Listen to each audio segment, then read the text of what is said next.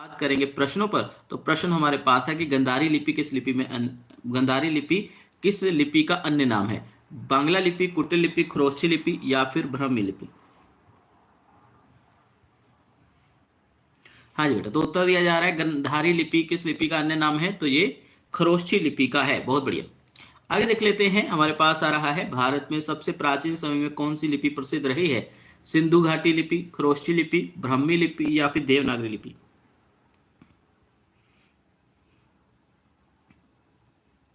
जी हाँ, तो ये सिंधु घाटी लिपि ही सबसे प्राचीन रही है, ये आपको पता होना चाहिए।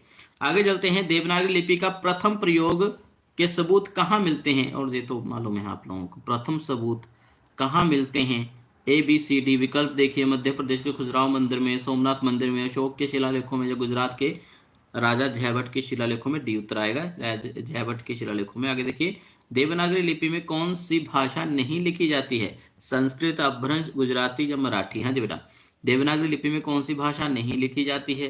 तो आपको पता होना चाहिए कि संस्कृत तो है, अपभ्रंश भी है, गुजराती भी है और मराठी भी है।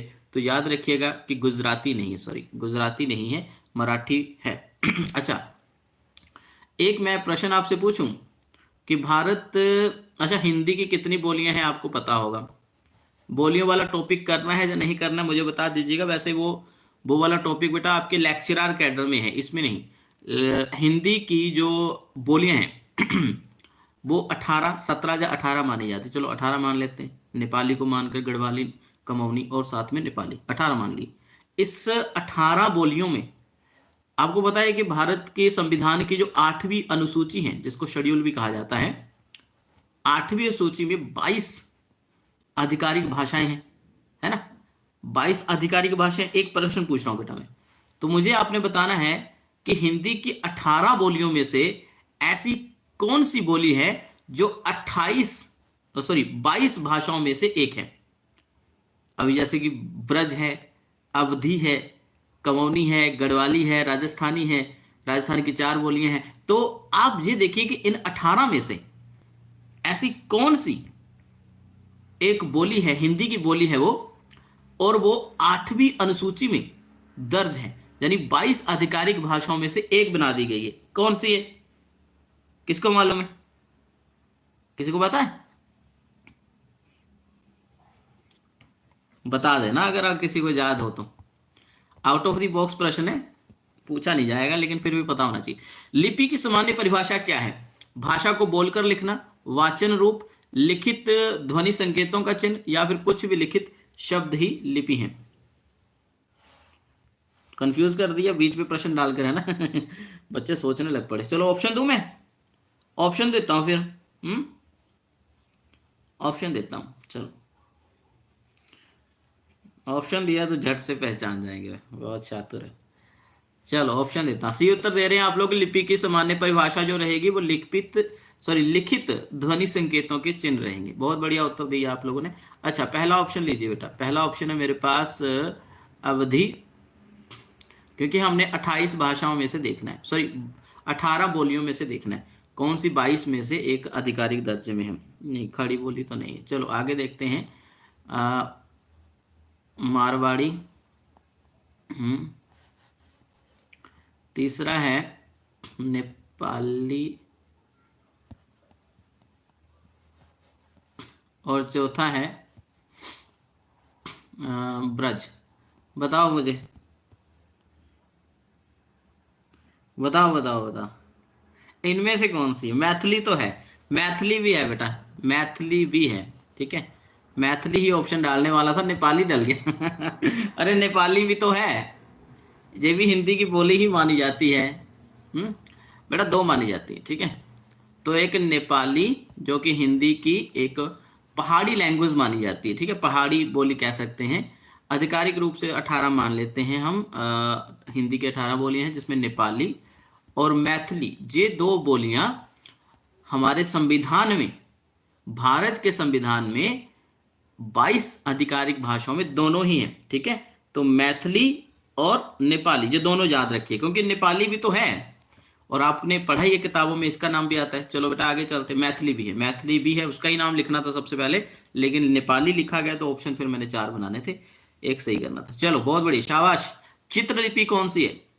चित्रलिपि कौन सी है? चित्रलिपि कौन सी है? कुटिल लिपि, ग्रंथ लिपि, कलिंग लिपि या फिर सिंधु लिपि? तो उत्तर दिया जा रहा है सिंधु लिपि। बहुत बढ़िया।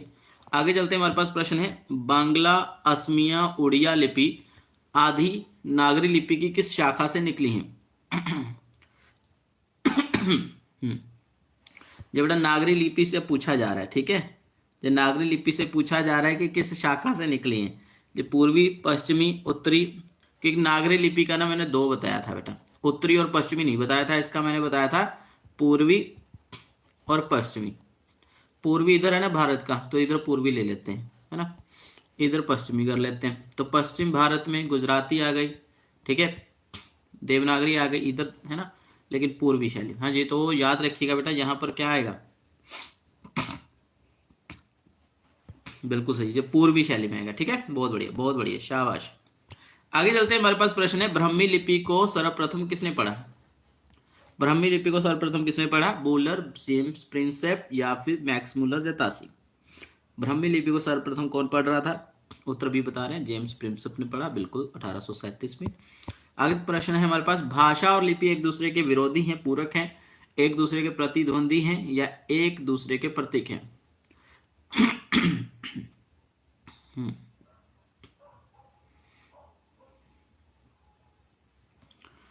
हाँ जी, एक दूसरे के पूरक कह सकते हैं, दोनों एक दूसरे को कंप्लीट करते हैं। ठीक है, लिपि अगर नारी मान ले तो भाषा नर मान लेते हैं, लेकिन चलो दोनों ही नारी हैं, लेकिन दोनों बहनें कह सकते हैं। और भाषा तो चलो बोली जा सकती है, लेकिन भाषा को लंबे समय तक अगर सुरक्षित रखना है, अपने विचारों को लंबे समय तक सुरक्षित रखना है, तो फिर लिपि की आवश्यकता पड़ेगी। चलो आगे चलते हैं, लिपि का विकास क्रम सही वाला चुनना है आपने। चलिए चुनिए, लिपि का विकास क्रम सही वाला चुनना है। ABCD विकसित, क्या उत्तर सही होना चाहिए आपका?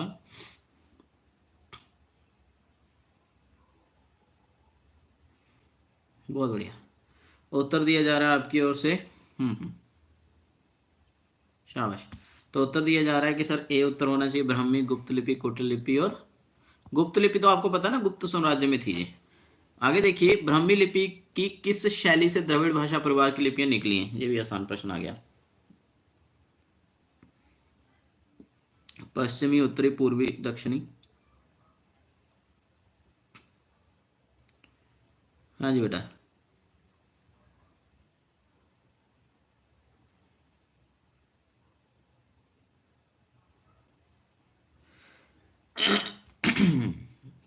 बहुत बढ़िया, तो यहाँ पर उत्तर दिया जा रहा है कि सर ये तो दक्षिणी शैली में।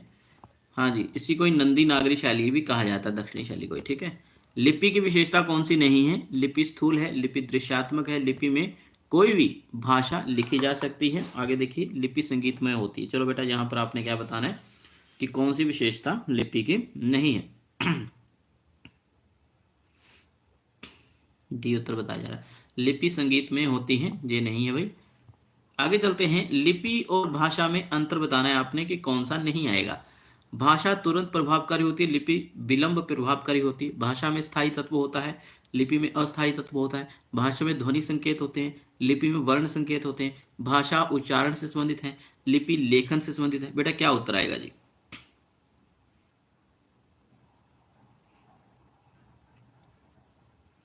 हाँ जी, तो बहुत बढ़िया, यहाँ पर उत्तर आना शुरू हो चुका है। जयमान, द्विगुण, प्रजापति, मंजीत, अनुसया, मन, ताज कौर। अच्छा, यहाँ पर बी उत्तर है, उल्टा पुल्टा कर दिया है। लिपि में होता है स्थायी तत्व, भाषा में अस्थायी तत्व होता है। आगे चलते हैं, हमारे पास अगला प्रश्न है। देखिए, देवनागरी लिपि में किस लिपि के प्रभाव के कारण शिरोरेखा बहीन भ्रांति आ रही है? शिरोरेखा बहीन भ्रांति आ रही है, किस लिपि के प्रभाव के कारण आ रही है? गुरुमुखी, गुजराती, कन्नड़, तमिल? प्रभाव कह भी सकते हैं, नहीं भी कह सकते, कई बार जल्दी जल्दी में हम शिरोरेखा डालना भूल जाते हैं। तो बी उत्तर आ रहा है, गुजराती लिपि। ठीक है, और विराम चिन्ह जो है, अधिकतर विराम चिन्ह हमने कहां से एक्सेप्ट किए हैं? सभी भाषा ने, भारत की सभी भाषा ने वो रोमन लिपि से एक्सेप्ट किए। चलो आगे चलते हैं, मौखिक भाषा की भ्रांति लिखित, यदि हमने, जैसे मौखिक भाषा होती है ना, तो उसकी तरह ही लिखित भाषा में अपने भावों का प्रभाव में रुकावट आदि को प्रकट करने के लिए क्या आवश्यक है? स्थूलता, वर्णों का आकार, विराम चिन्ह या फिर एक ध्वनि का वर्ण। सी उत्तर आएगा। देखिए ये तो सत्य है कि जैसे मैं भाषा बोल रहा हूं ऐसा ही मुझे किसी भाषा को पढ़ते समय भी आनंद आए, है ना। तो उसके लिए क्या है कि जैसे मैं भाषा बोल रहा हूं तो जैसे मैं रुकूं, जहां जहां मैं अल्प विराम ले रहा हूं, ठीक है, तो वो सब चीजें जो है अंकित करने के लिए भाषा में, लिखित भाषा में डाली जाए, तो इसके लिए विराम चिन्ह। ओके, तो ये रहा आज की कक्षा का कुछ क्रम, और आपने अच्छे से इसको समझा, है ना, और लिपियों के बारे में। लेकिन देवनागरी लिपि जो अलग से करेंगे तो और इसके हम रहस्य को खोलेंगे, ठीक है। तो कल हम वर्ण विचार पर बात करेंगे। वर्ण विचार एक बड़ा टॉपिक है, एक दो क्लासेस में वो भी कंप्लीट हो जाएगा। और हम एक वर्ण जो आपके पाठ्यक्रम में नया आ गया है उस पर भी बात करेंगे। इस भांति है कुछ, उल्टा 8 लिख लीजिए, ठीक है। कहा जाता है कि उल्टा 8 लिख लो और वो वर्ण बन जाता है, ये कुछ इसी तरह का है। बाकी उसकी बनावट वगैरह वो हम कल डिटेल से बात करेंगे। और ये विशिष्ट वर्ण जो है 53वां वर्ण अभी आ चुका है। हाँ, पता तो हमें भी पता चल गया था कि ये है, लेकिन इस पर सत्यापित मोहर जो है लगाना बहुत आवश्यक था कि पेपरों में 52 लाएं या फिर 53 लाएं। तो ये आधिकारिक रूप से जो अब आगे बेटा आपकी जो व्याकरणें आएंगी PSCB की 2000 मार्च 2025 के बाद, क्योंकि नई पुस्तकें प्रकाशित होती हैं, तो नया जो आएगा तो उसमें भी ये वाला वर्ण ला दिया जाएगा, ठीक है। तो इसके बारे में हम कल बात करेंगे।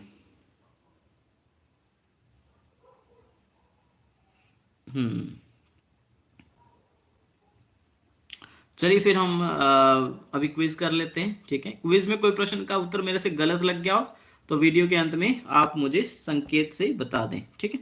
शुक्रिया, बाय।